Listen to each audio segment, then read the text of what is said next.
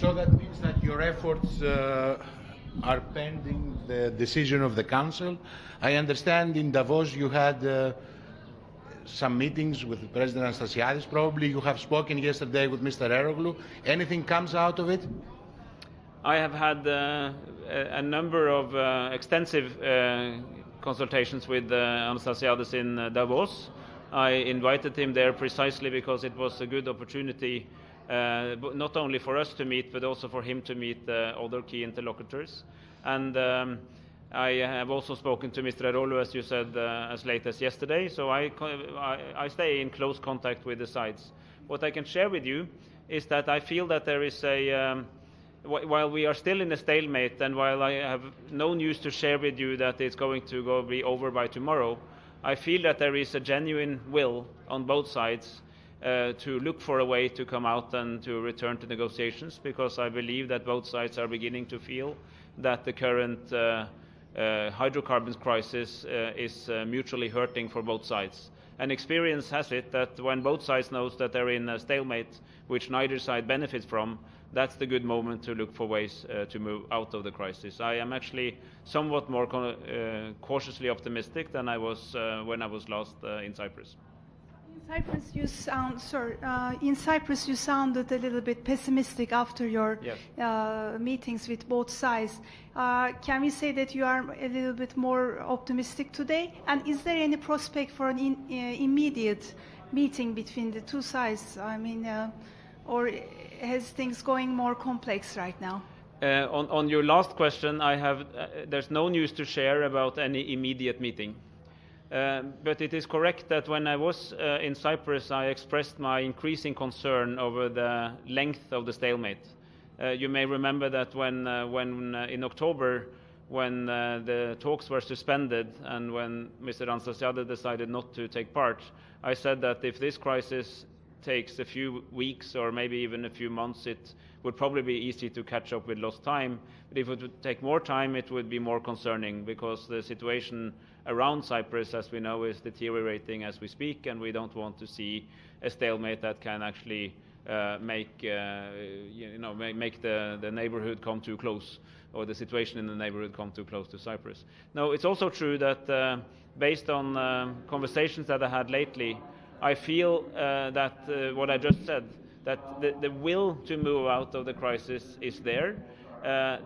Will does not necessarily translate into any immediate change, but we are thinking about how this could be done, and I am preparing myself and my team for speedy and effective negotiations as soon as we can, and when the situation is ripe. But I'm not suggesting that it's going to happen right away. Now, I share this with the Council, and I feel that I have the full support of the Council in this approach, and that's very important because, again, as I've said before, there are many issues in the world where this body is much less united than the issue of Cyprus. This is something all Cypriots should recognize and welcome, and try to utilize the strong support you have from the international community to move ahead to what I think is the most obvious solution, which is bizonal, bicommunal federation of Cyprus. The President of Cyprus was pretty critical of this most recent report, saying that it didn't take threats to sovereignty seriously enough. Can you either of you respond to that? I think the Secretary General's report said what it needed to say. And when we are looking, as Mr. Eide just said, to find a way to get the sides back to the table and to resume the talks as quickly as possible, we don't want language that is going to further escalate or polarize the situation. So I think the Secretary General's report is there. We just had the opportunity to give a further briefing to the Security Council, which answered, I hope, as many questions as they had. And I would like to say something that Mr. Eide mentioned in the Security Council, which is that our two missions, the Good Office's mission and the UNFICYP, work very, very closely together.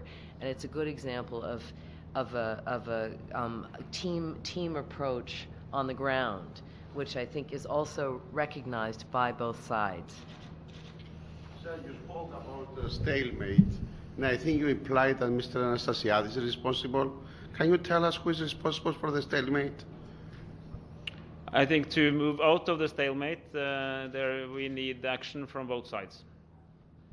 Excuse me? To move out, the stalemate is there. Who is responsible for the stalemate? There's Who no. started this? Why you don't say the truth? Well, if I can. Why you never blame Turkey in this building? They occupied Cyprus, as you know. We know that. Okay. Why you don't put it on the report? You always well, blame because the this Greek is not side. the Security Council of the United Nations has expressed itself many times on the issues. Almost since the beginning of the UN, it has expressed itself over what it thinks about Cyprus, and its number one prerogative and its number one desire is to see a reunification of the island through negotiation. And in those negotiations, there are two sides. There's the Greek Cypriot side and the Turkish Cypriot side, and these negotiations is the way to overcome a situation which both sides describe as unacceptable. It's a very strong word, but it's a word that is uttered by the Greek Cypriot leader and the Turkish Cypriot leader in the joint declaration, that everything in the current situation is unacceptable. And there are a lot of things that is unacceptable in this situation. The good news, as we shared with the Council, is that contrast to all the other conflicts that will be on the table today and in other days at this Council, there is also a broad agreement that this can be solved together. But you will not solve it blaming each other. I can guarantee you that. I've been around in peace operations and peace mediation before, and there are very few cases where escalation of blames and recrimination solves the problem. So I think it's much more important to focus on the fact that there is a will to talk, there is a will to move forward, and that's our emphasis. When it comes to history, and this is a general statement, it depends on where you start. Because you choose one date to start, others start on another date, and you can go back until the early beginnings and Adam and Eve. I think it's much better to look forward, and there's much more solutions found in the future than in the past. Sir, the last time you have spoken in Millet, you have said that Anastasiadis has made his move, and now it's Mr. Eroglu's time. Anything has changed since this statement? Did you say the same thing to the Council or something else? If anything is changing, we will share that when it materializes. So you stand with this statement you have said to Millet? I recognized that Anastasiadis made an important adaptation to the Greek Cypriot position, namely that hydrocarbons can be discussed at the table. I think that's good.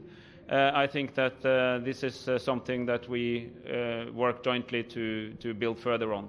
But I think as a general comment to the questions, I would like to say that if the biggest question in the world is who is guilty and who's to blame, I think you will have a long conflict ahead of you. I think if you changed the questions to how can we get out of this, I think it would be a speedier process. But that's not up to me to decide. That's my recommendation. What I want to share with you is I feel that the Security Council is concerned, is interested, and is committed to a solution based on the principles enshrined in the joint declaration. Thank you.